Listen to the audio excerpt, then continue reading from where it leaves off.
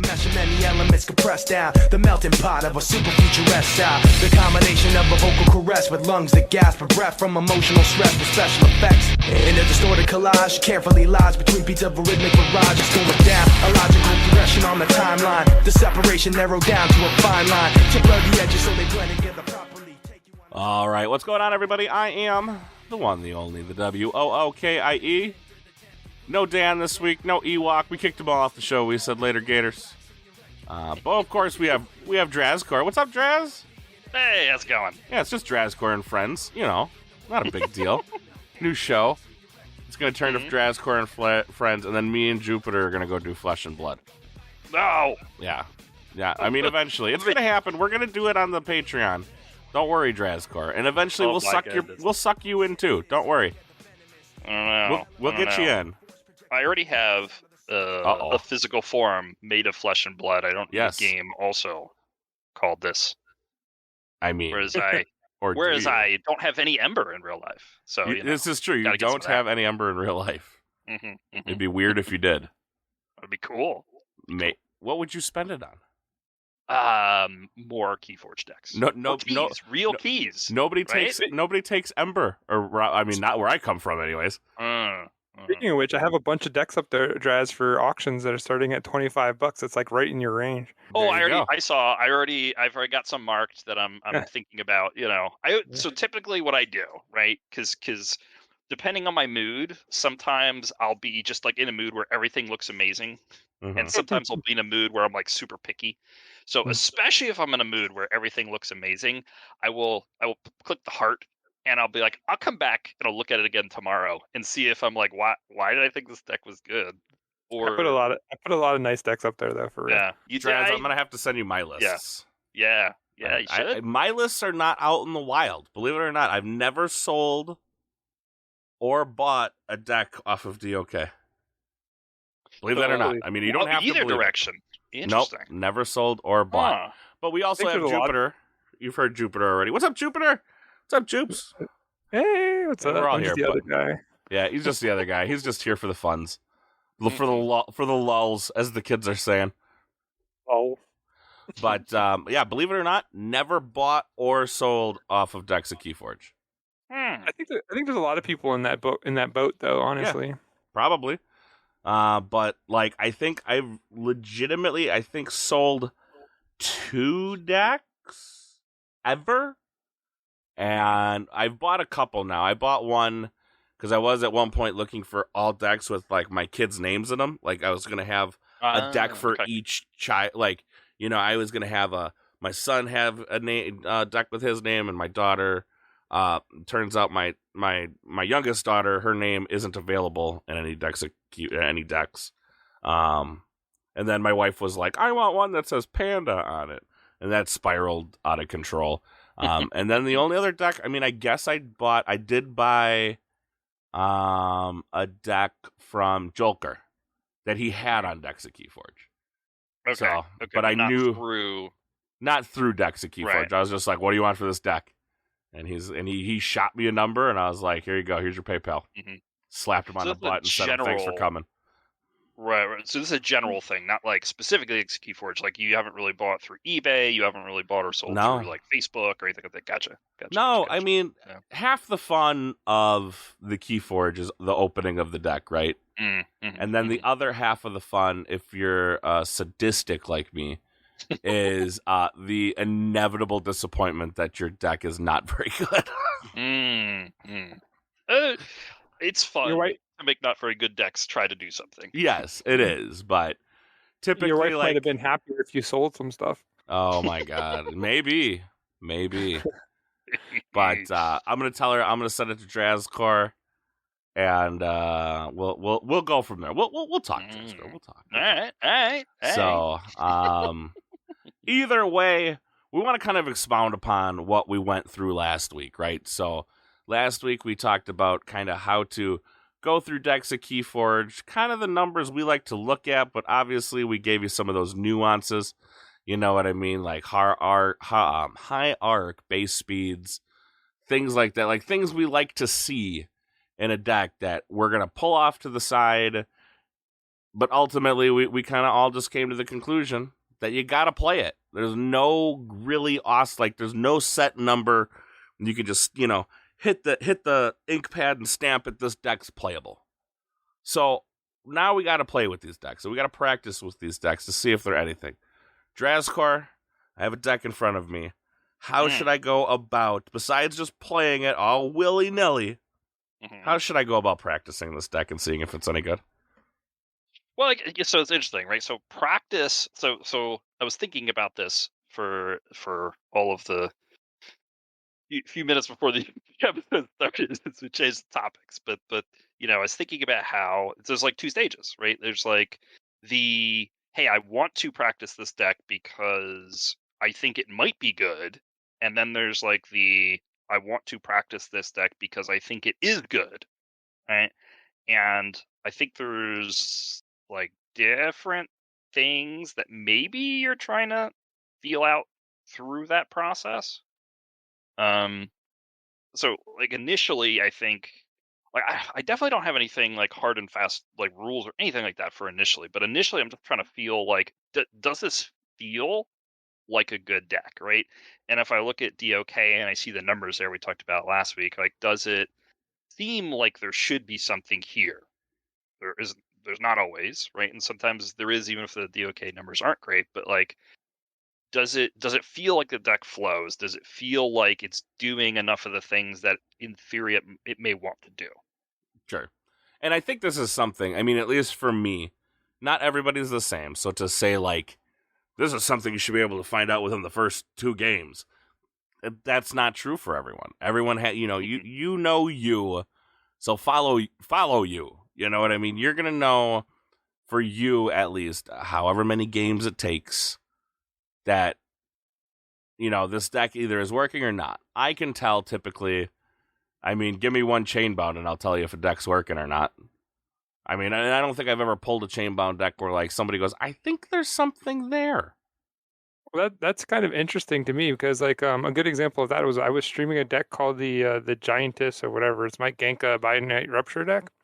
And I streamed it, and you can ask Joel, like he was watching me, and it's like I literally lost like 5 or 6 games in a row, like just playing this deck because it was like really, really hard to play. Like it was really kind of crazy.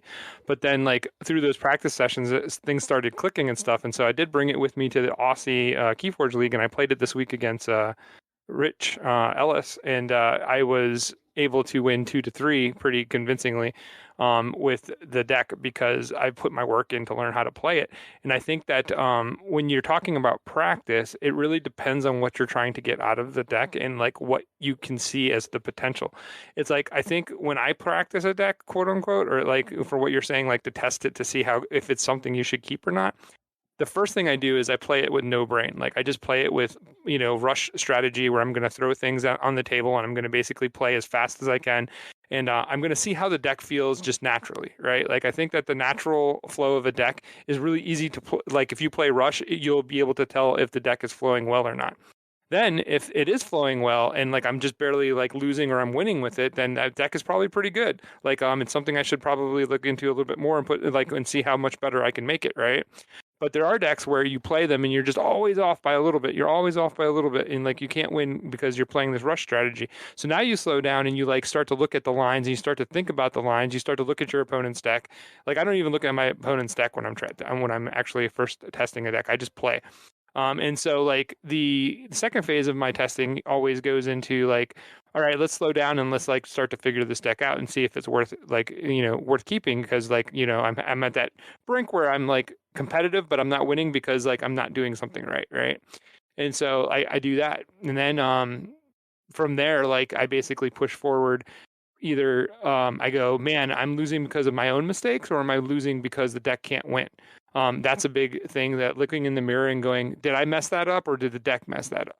I think that's a huge thing in like when you're evaluating and practicing decks to think about, because a lot of people are not humble enough to look and go, yeah, that was my fault. Like I totally missed the line, or I totally didn't do something right. And it's really hard, I guess, to do in some respects. But I think that's kind of like where I'm at when I play, like when I'm playing a deck and like trying to practice it and stuff. And I'm always trying to evolve the deck and play it perfectly. And if I play the deck perfectly and it wins, then it's a good deck. If I play the deck perfectly and I still get killed, I'm probably going to move on from it. Mm-hmm. I think that's that is a big good. thing too. Yeah. Sorry to cut you off, Jasker, but that is a big thing. Like the whole like looking inward, right? Mm-hmm. Like, did I mess that? Because I try to run through every possible scenario, especially when testing a deck. Did I do that? Like, was there a way I could have taken maybe a different line and won, or was it just it just wasn't there? Now, you know, what do you? I would say 7 out of 10 times it's the deck, right? But there are those 3 or 4 times where, you know, you kind of just got to go, oh, that was a thing that I didn't play properly, and I could have done that a lot better. So for every time, like if I look and say, yeah, no, I could have done that better, I'll probably play the deck again just to make sure if I can, you know, almost pseudo try to recreate that scenario. You're never going to perfectly recreate it, but get in that same scenario and then play it different and see if you get a different outcome. You know, sometimes you're not going to every time, but sometimes, yeah, you get a different outcome and maybe it's worth kind of continuing with that deck. What you got, Jazz? Yeah, I agree. You know, I think being like a little bit hard on yourself is good. Not like too hard. You don't want to not be having fun, but like a little bit. Remember, it's still a game at the end of the day. Exactly, Right. exactly. You know, as much as X-Ray tries to tell you it's not about fun, it's about winning. It is actually about having fun, you know. Well, I mean, X-Ray is not wrong either. It is about winning. Yes, he is. 100% And he's yes, and he's joking, right, when he says that, sort of. He I won't don't tell think you he that, though, is. Winning is anyway. fun to him. That's what he's telling you. It is. Winning is fun. I don't think anybody I hates think it's winning. good. This is true. People like to win. But yeah, just being a little harder on yourself and like think about, like, hey, even if you won, could I have won more convincingly? Or hey, if you didn't win, where did you go wrong? Right now, sometimes it's stuff where it's like, if I had perfect information, I could have done this differently and done something way XYZ, right? And I think that's worth talking yourself through because maybe at some point in the future when you're playing with that deck, it will come to you that, hey, I could well be in this situation and I should do this thing. Or even if it is kind of unknowable that hey, he drew that back again, flipping over his deck on the first drawback, you're at least considering some possibilities and counters to your deck and things like that. And I think building those things up helps you over time get a better and better look at your deck. Yeah, one of the things too when I'm practicing these decks and stuff is like if I lose, I want to play the same deck and the same person again, like at least 3 times, like 2 or 3 times, if they let me, because like usually if they're winning, they'll stay in play. So like that's great. That's why like my record on the Crucible can get pretty bad, because like I will play the hardest decks for my decks to just play and see, and then like try to figure out my lines, and then I eventually either come to the conclusion like, okay, this deck just doesn't have the tools I need to be competitive, or I come to the conclusion like, okay, cool, I'm getting better at playing this deck. Like Gigantus, like my Genka deck, that was one that it really took me a while to get right, and now I feel like it's much stronger now than it was when I was playing it on stream, because it has so many little nuances that I never thought of until I played it a bunch of times.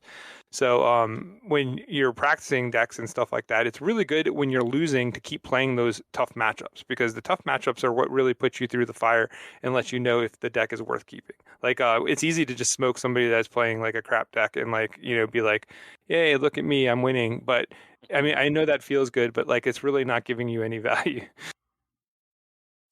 Yeah, 100%. I mean, when you were talking about a deck, one of my top decks now at the time is Xerxes, right? Xerxes was never, back in the day, Worlds Collide, I don't think it actually got highly rated until MM. But it was a deck I always kept around, and you guys know I'm not a huge fan of AOA, and Xerxes is an AOA deck.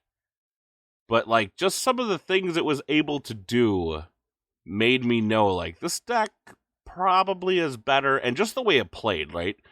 It plays a different way. It's a frustrating deck to play, only because of like certain things and like having to understand, like, Swindle to me in general is a very frustrating card, right? Alpha, Omega, Steel 3. But like, you have to know, like, sometimes you just have to do it in the deck. So, I mean, getting to know the deck, and over time, I've learned, yeah, this deck's actually pretty boss. And really, really good. And eventually DOK caught up with it. It's now 80-something. I don't know. But, I mean, it's really good. And it does certain things. Does it have dead cards? Sure, every deck.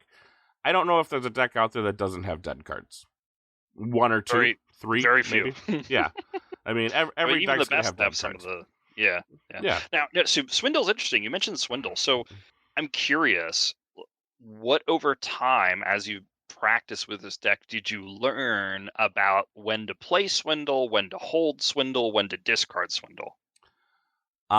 Basically for Xerxes at least, there's never, like, basically you want to really kill your hand, right? So you're trying to make it so it's that your 1 card Shadows turn is actually just 1 card.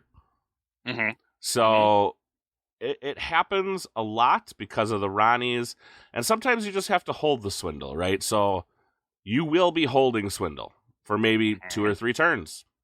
Okay. You're probably not going into Shadows, but you might be holding Swindle for a little bit. If you can Swindle, so a lot of the times what it likes to do, because it also has the too much to protect. So they'll get to 7, right? Because they think, or they'll get to 6, and they're like, okay, I'm on, whatever. Like, the whole idea with the Swindle in the deck is frustrate my opponent. It's got double Ronnies. It's got a Brend. It has ways to steal and dis. It has ways to make you lose your mind in Logos. It does have Ember control in all 3 houses. So basically, it's like, all right, I got to 6. I'm not within Ronnie range. All right, dis. And then you hit them with the Schuler. And they're like, okay, well, I'm going to have to go a little bit more because I also have Lash of Broken Dreams. He's got the Lash down. So now maybe I got to go to 9, right? So then, basically that's when you're like, but they don't want to go to 9 because of the too much to protect.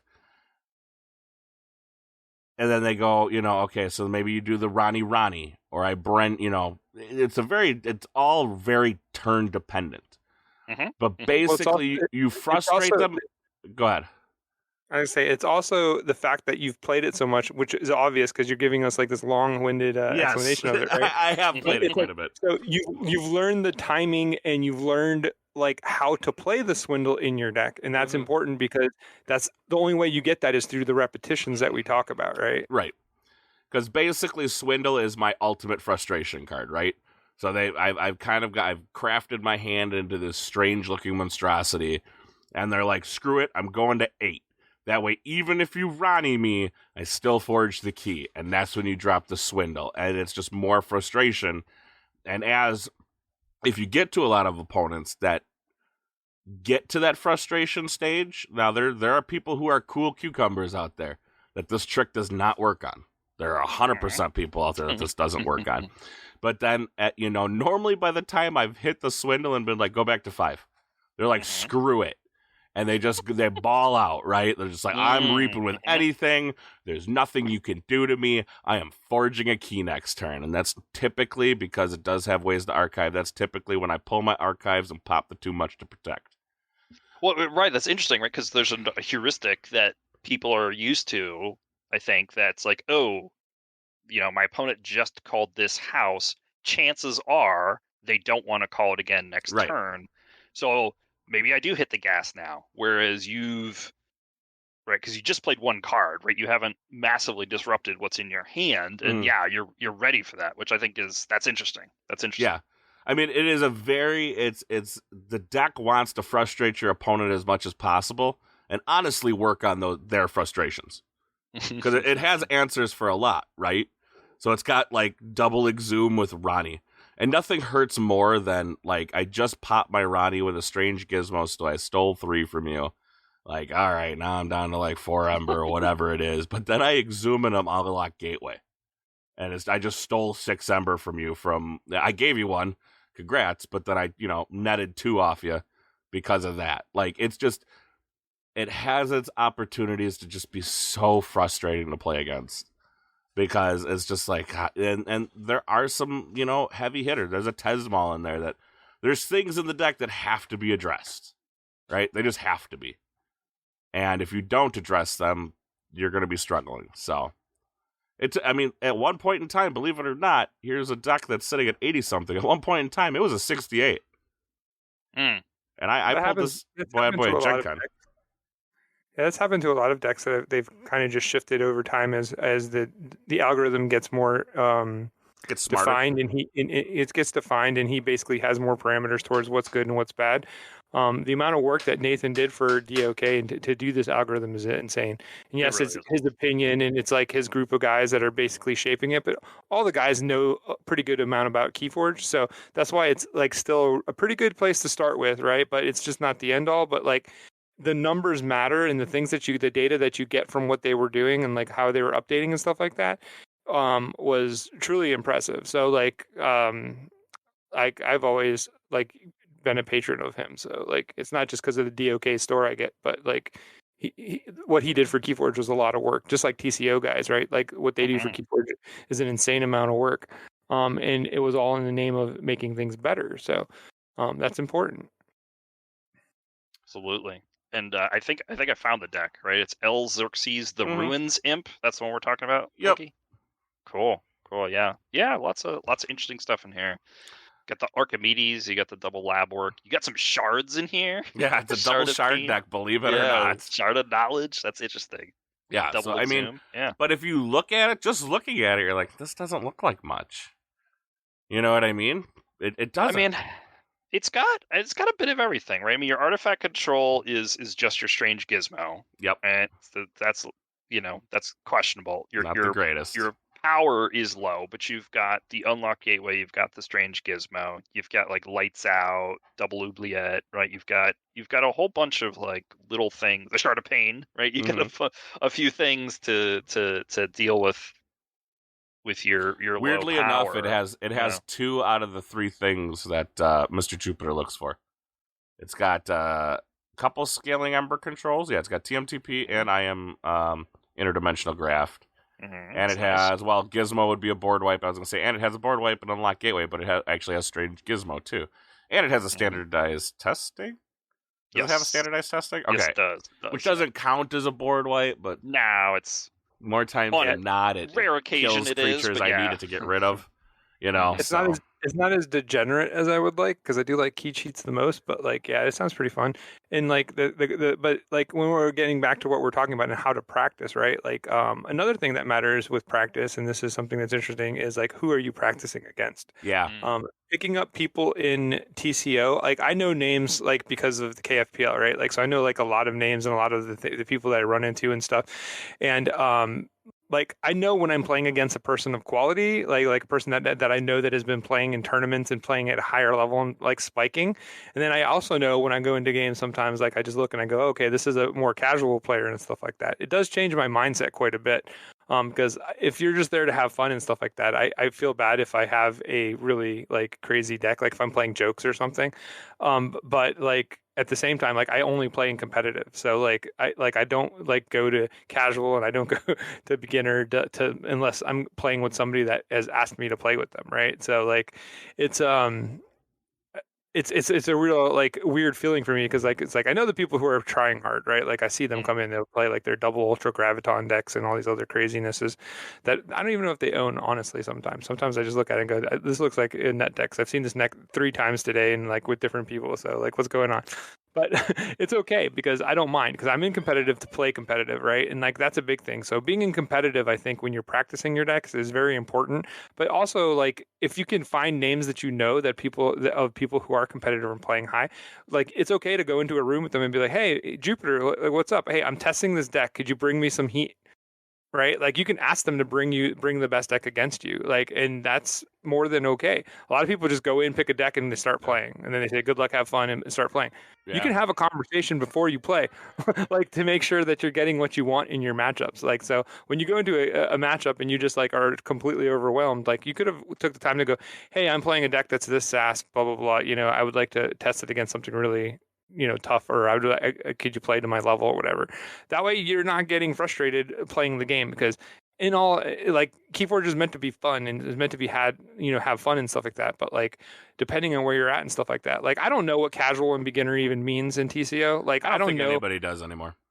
I like I know some people get really heated if you play like a 78 SAS deck in casual, like that's competitive and too good. And I'm just like, I don't know about that. Like for me, I think competitive and good is probably going to be in the 80s, right? Like pretty high. But like, and then again, I have decks that are 68 that are competitive, and like if I played them in casual, like I think I still would get yelled at. So like I don't know, but like in the end, like have a conversation before you start the game. That's a big thing, especially if you're trying to practice, because you want to make sure that you're like getting the best out of your opponent if you're practicing and really trying to test your deck.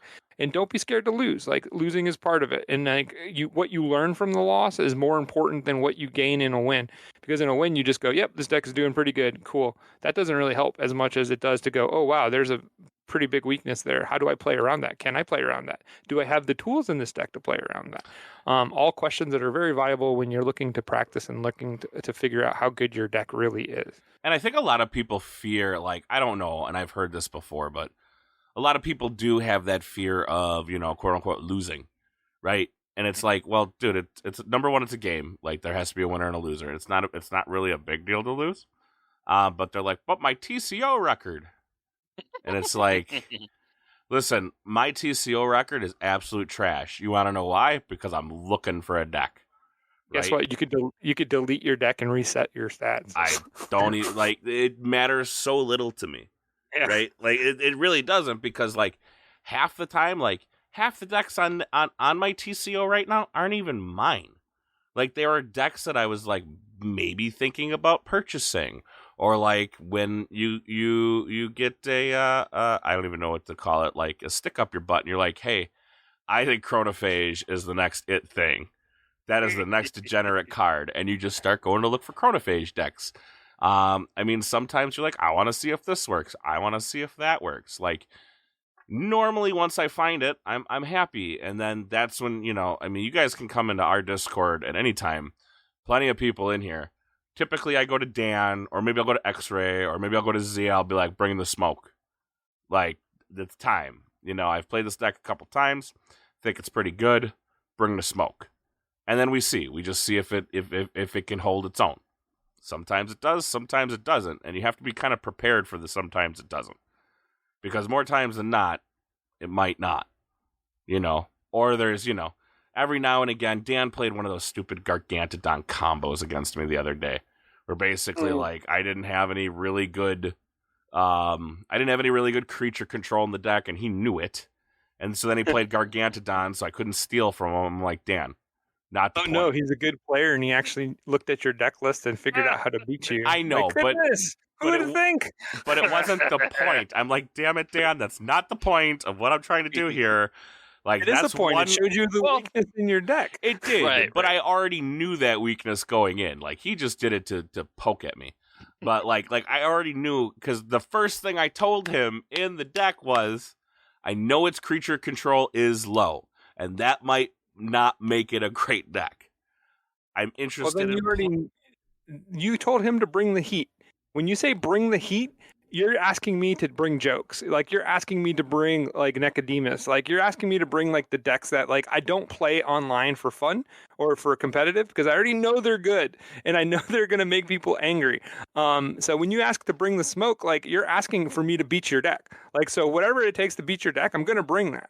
Because that's what you're testing, right? Like, sure. And again, losing, like you said, isn't always fun, and it's like really bad when they really exploit your weakness. But if you can be exploited that badly, your deck is probably not great. Yeah, and what's funny is Dan pulled it off like turn 3, and I'm like, Dan, we already knew that the deck didn't have it. Like, I was looking for more of like what I'd see at a Vault Tour, not like I'm gonna pick the perfect deck to destroy you, like that. I mean, but it is what it is. Like you said, I lost. Okay. I had to take that L. Perfect counter, or did he pick a really strong deck that happened? No, it was a 72 SAS. It just happened to have the counter that would ruin me. But however, Gargantodon not being able to steal, and I forget what the other piece was, but like basically it wasn't. It was like, you're not going to steal from me. So basically you now have like no Ember control, more or less. Right. You can do some capturing funny business, but that's about it. And you know, they had a big board, so it was a horrible matchup for the deck. Like it was just the apps. Like you want to talk about nightmare matchup? I found it. There's the nightmare matchup. You know, well, how does your deck beat that deck? Did you ever figure out a path? It won't. It will never beat that deck. So you have no removal in your deck whatsoever. It has an Axiom of Grist, but Gargantodon makes it capture the Ember instead of stealing it. So you don't have enough creatures to fight into it? Mm-mm. Okay, well then your deck not isn't good enough enough big creatures. That's what I should say. Not enough big creatures. You know, it's got like double Redder Gallum and a Shrix, one Thorough. Like it's all tiny creatures, so it would take me forever to kill a Gargantodon. Yeah, because remember they have to come down. Gargantodon is very Gargantodon is very underrated. Like that card is so good when he shows up. He is 100% underrated, and I didn't realize how underrated he was until that point where I'm like, it's kind of a gross little combo you got there. Like, and it's a tiny bit degenerate, and I like it. He doesn't have to be a combo. He doesn't even have to be a combo. He just has to be played and protected. That's it. Yeah. But anyways, so we figured it out. We're going to the next smoke. What else do we need to do to test our decks, guys? Is there anything else we're missing?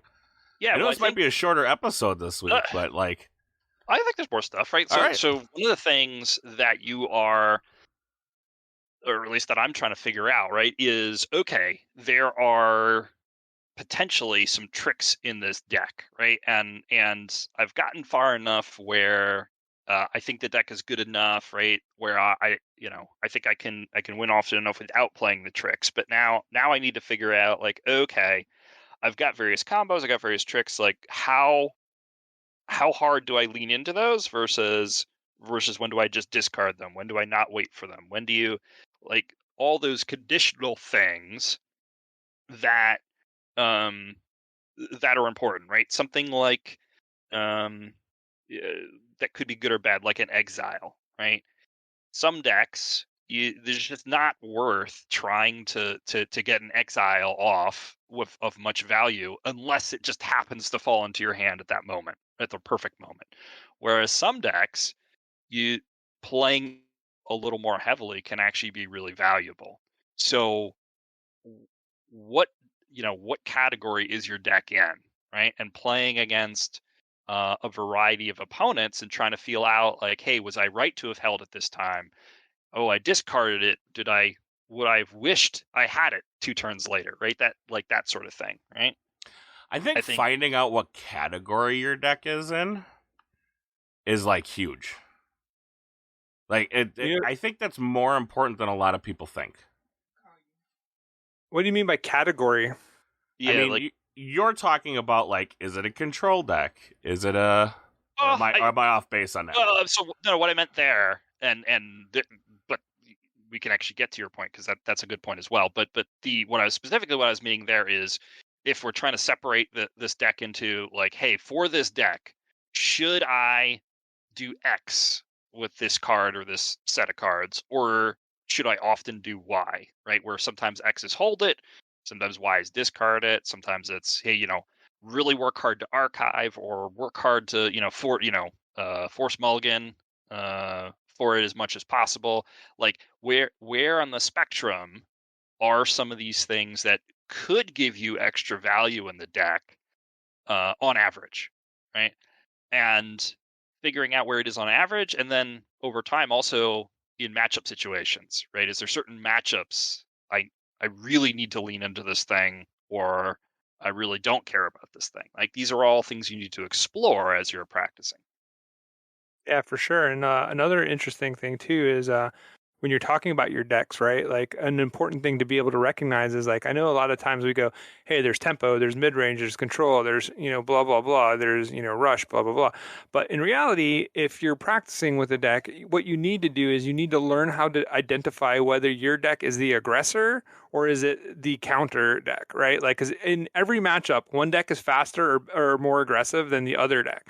And by, like, being able to determine which role of style of play that you need to be in is important. Just because you have an rush deck doesn't mean that your opponent can't rush you faster.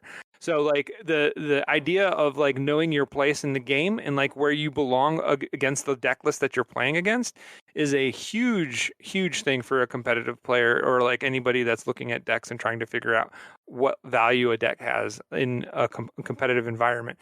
And another thing is there's a ton of leagues out there to play in as well. If you're talking about practice and trying to get tests in, it's a very good idea to take those to those leagues, because even though some of the leagues are quote unquote casual and like they're fun, the people there that are playing are really good. And like they're basically going to be testing things as well. So you're going to get a nice spread and a nice variety to test against and to play against and to see where your deck is. So leagues, all the stuff that Draz was just talking about, like, you know, all the repetitions, all the practice, all the understanding, all that stuff goes into what you need to do to basically practice your deck, get yourself online and get ready for going to a real event, I think. I would say even I would say your local Chainbound, if it's open. Obviously, we do Chainbound here every Sunday. But this is my local Chainbound. This is my local Chainbound. Chainbound's huge, right? So it gives you 3 to 4 games, right, to kind of figure it out. And you're going to see a pretty wide variety of decks. So, I mean, for me, I wish there was more Chainbound to go around. Because I'm like, man, like Chainbound is like almost the perfect time to like go test it. Because a lot of people, you know, that maybe they might not be bringing the best stuff, but they're bringing some good stuff. If you're X-Ray, you're bringing the fire, right? Like I guess X-Ray just said screw it last week and decided to bring the smoke. But like, there's like such a great, it's such a great time. Like you get 3 to 4 games, and I'll tell you, pretty much within that 3 to 4 games, you're going to find out a lot about it. And you're going to basically be able to find out in that 3 to 4 games if you want to continue with the deck or if maybe it's not for you. Yeah.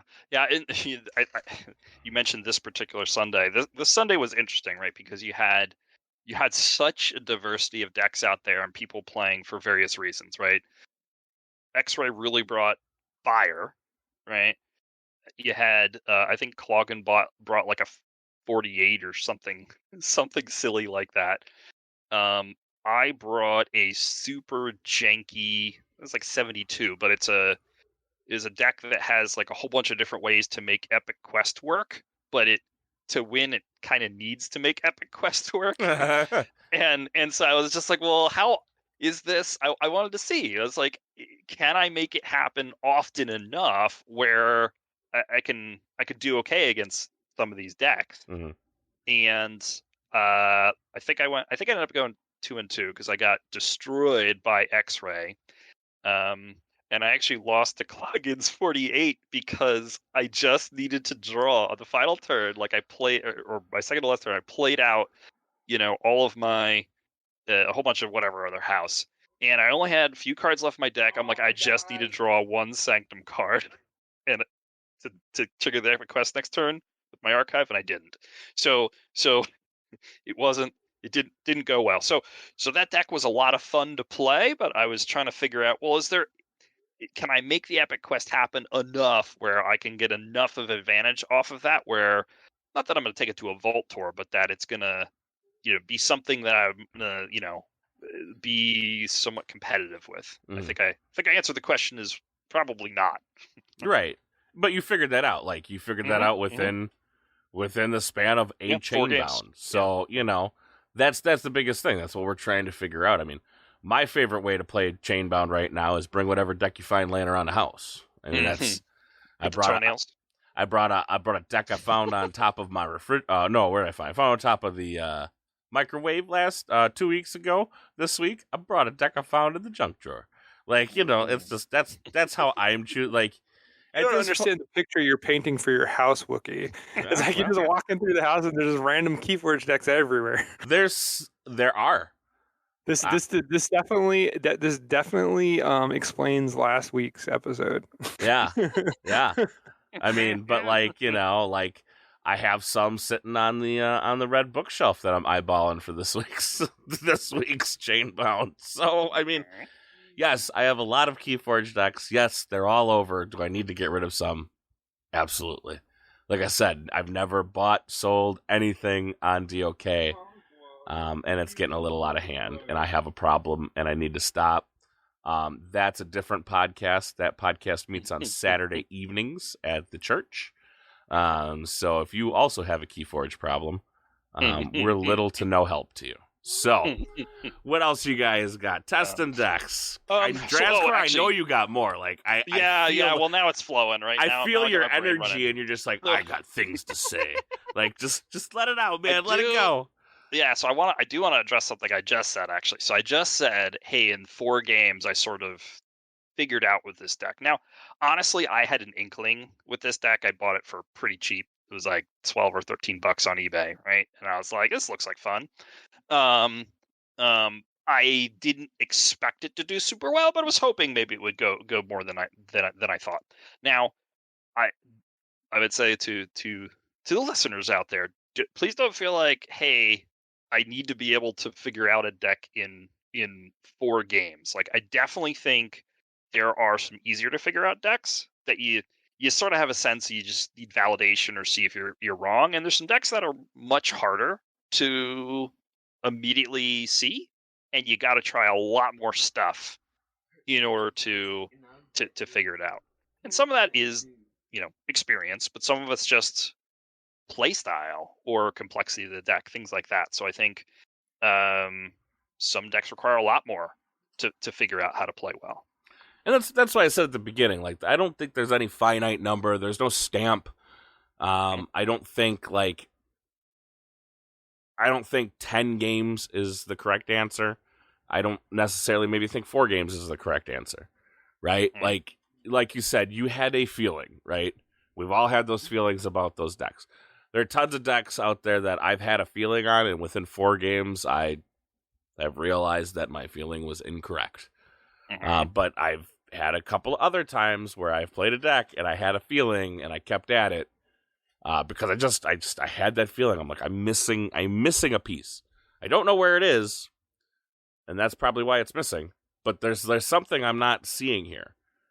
It's funny how sometimes you can have a deck that you do everything you can possibly do with it, right? Like you're trying to get it to work, and you're just like trying to get it to work, and something just isn't clicking with you and stuff.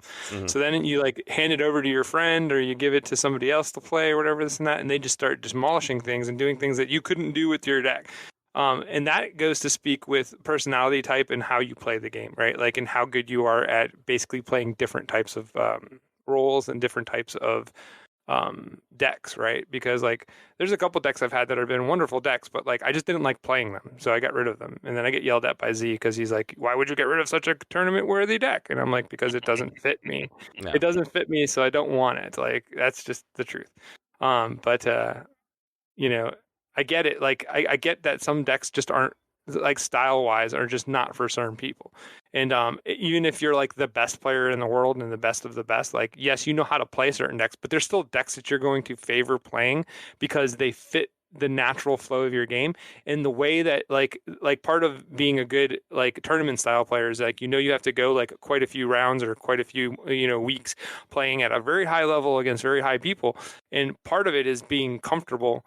And being comfortable is playing within the type of zone that you play in, like what is comfortable for you. At least that gives you the best chance to win, as far as like to basically get where you want to go. If you're playing a deck that you really don't know, or you're not comfortable playing and stuff like that, that taxes on you in the long term. There's like a physical and a mental draining that goes with that. So I think that's something important to note about decks too when you're practicing with them. It's like, how much fun are you having playing it? Because if you're not having fun, it's going to drain you over the long haul. Mm-hmm. Well, number 1, you took my thunder on the first portion. Number 2, you're 100% correct. Because that's why I finally made the decision, like, to get rid of Xerxes. Right? Like, after 4 games, I'm spent. I can't.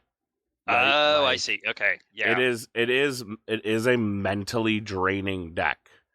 Because if you are not on point, you lose. Mm-hmm. You have to make sure you know what you're doing. And you have to do it correctly. And if you don't, you lose. Like, there's no other choice. You just lose. So, like, it's a mentally draining deck. Therefore, like, the reason Xerxes doesn't come out a whole lot is because I really don't enjoy playing it.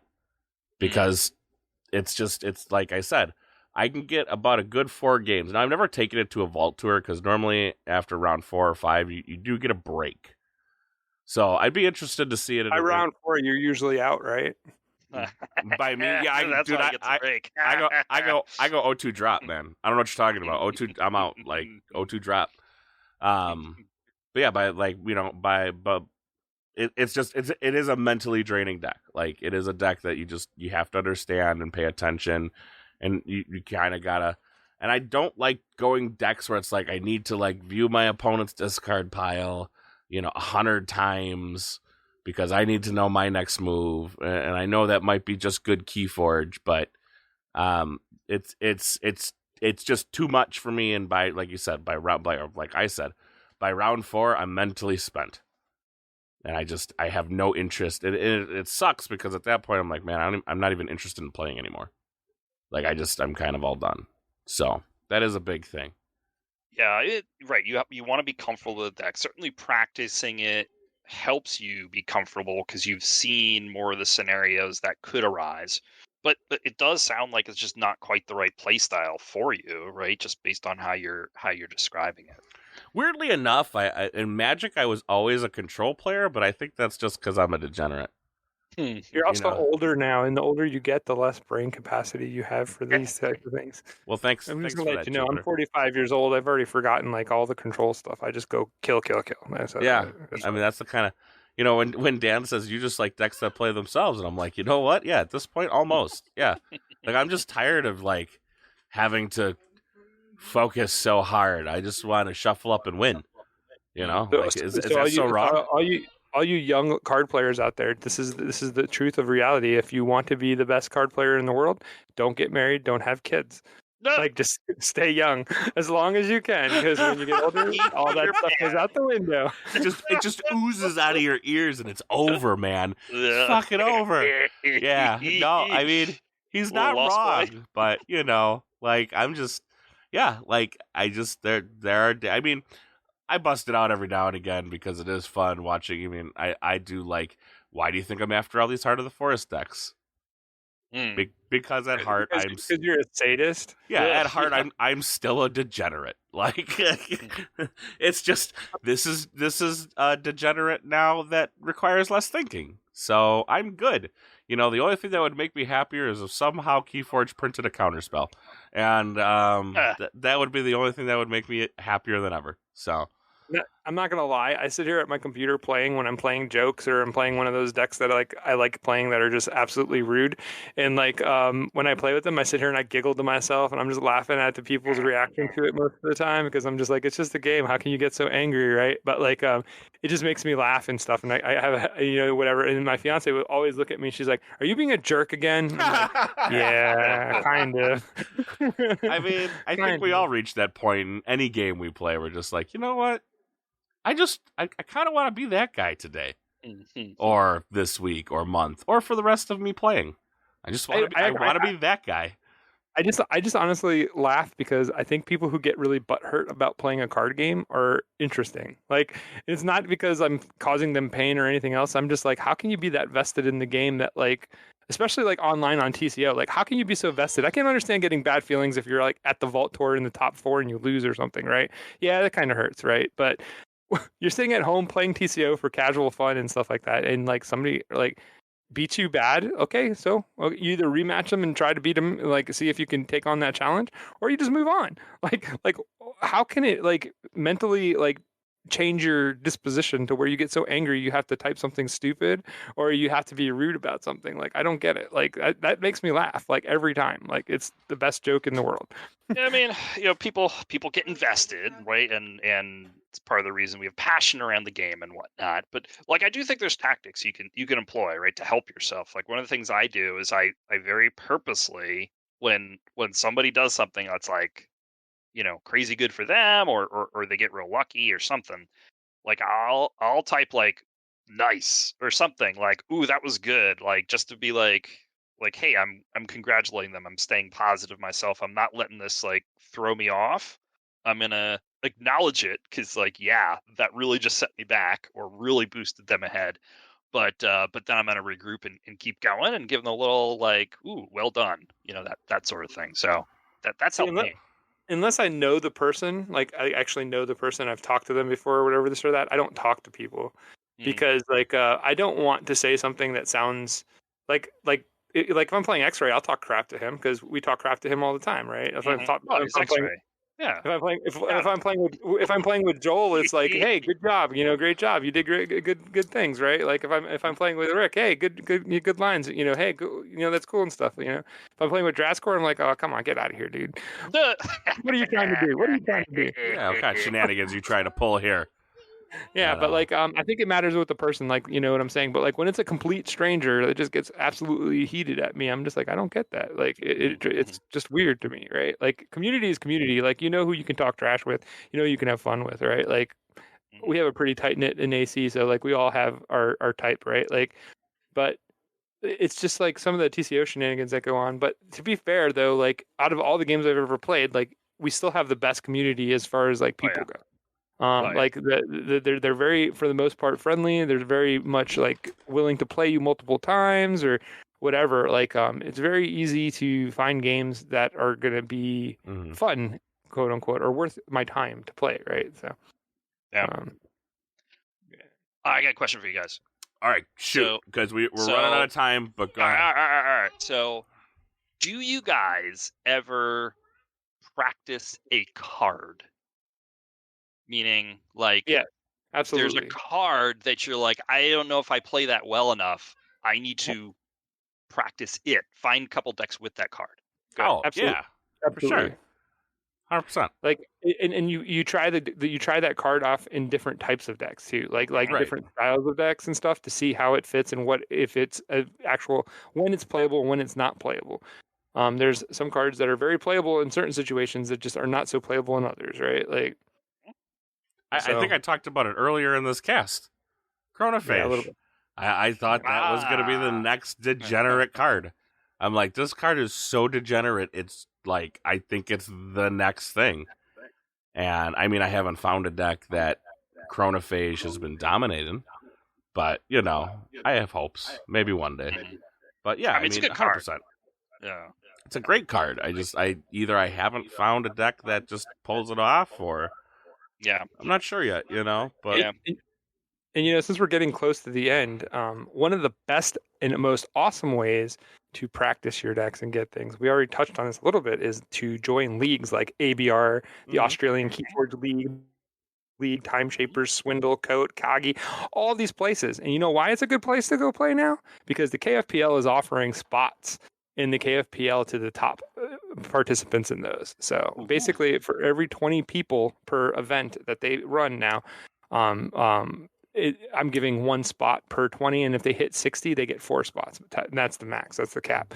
But so get involved, find all these leagues, go play in them, and get yourself an invite to the KFPL. These are kind of like the free roll qualifiers for the most part. So like get in there and play and have fun. Play Keyforge. That's what we're trying to do. We're trying to promote that. We will still have monthly tournaments in November and December and January for seeding. We will have some last chance qualifier type tournaments that I'll run in January, and then we're looking to kick off in February. So that gives all the leagues times to finish up. It gives us Christmas and Thanksgiving break because I don't want to have a league start up and to play through those months because they're going to be busy for family. So I figured I'll just postpone it a little bit, make it a little bit better, set up stuff, and figure it out from there. So that's kind of a quick update on what the KFPL is going to do. I know it's a little bit of a wait for it, but I think in the end it's going to work out well. So get in these leagues and get yourself qualified. Yeah. And just get playing. That's the biggest thing. Play Keyforge. Just play. Yeah. It's a lot of fun, Don't take it too seriously. Get your collections into what size fits you. Or your trunk of your car. Or the trunk of your Honda Civic. Yeah. So if you are out there listening to this podcast and you have a league that has 20 or more players in it, feel free to PM me on Discord, and I will be more than willing to support your league. Like if there's something in the APAC over there or whatnot. I know the Aussie Keyforge League has a lot of those guys, but I know like in China and like Taiwan, Hong Kong, those areas, I know they have some pretty big leagues. online type thing. So if you guys want to verify, like Andy Mings or whoever the people I know from over there, the Mike Trouts of the world, like if you guys want to hit me up and get some spots for your groups, that would be fine too, because that helps with the APAC scene, because I know that we don't always run tournaments that are conducive to your time slots. So I'm trying to be as fair as I can about people getting qualified for KFPL, and the KFPL rules are going to be really I think easy to work with this go around too.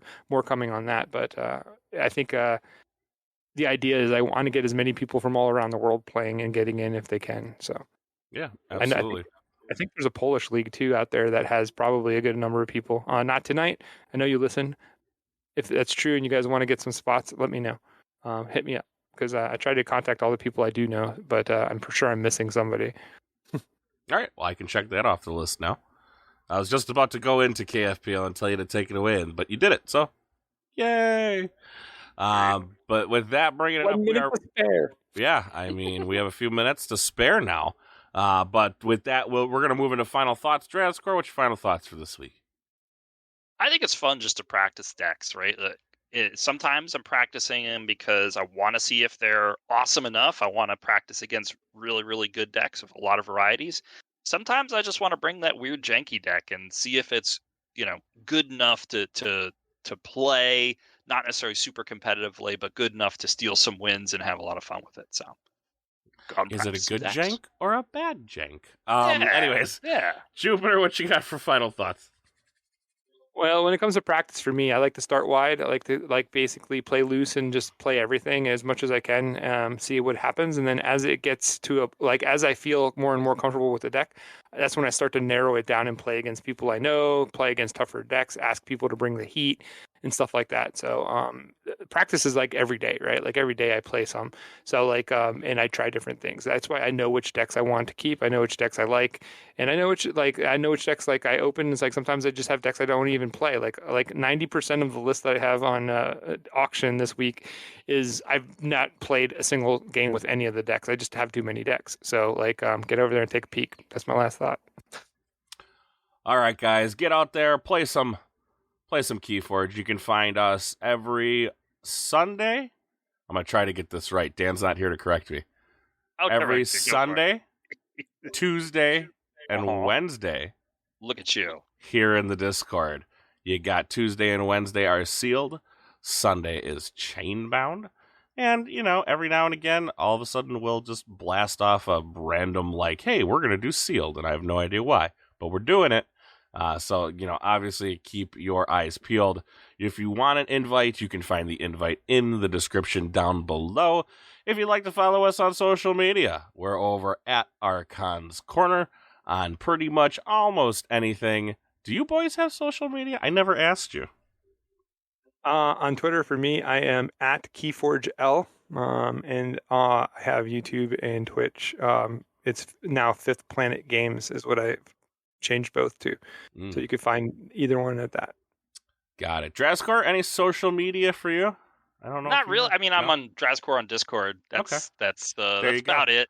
That's if you want to get a hold of Drascore, that's probably the best way to do it. Remember, Patreons always listen ad-free. Me and Jupiter will be doing some FAB content here once a lazy Wookiee gets off his lazy butt and actually does some things. I did play a couple games tonight, so that was super exciting. Jupiter's been playing some games, so the journey has started, and super excited about that. But with that being said, we'll see you guys all next week. Catch you on the flip side. Happy forging, everyone. Taking one out of a lot of see now it's going down. Put it out for the world to see. LP and X-Men to the 10th degree. It's going down. Nobody in the world is safe when we melt down the wax in your record creep. It's going down. Put it out for the world to see. LP and X-Men to the 10th degree. It's going down. Nobody in the world is safe when we melt down the wax in your record creep. X-Men about to blast off worldwide.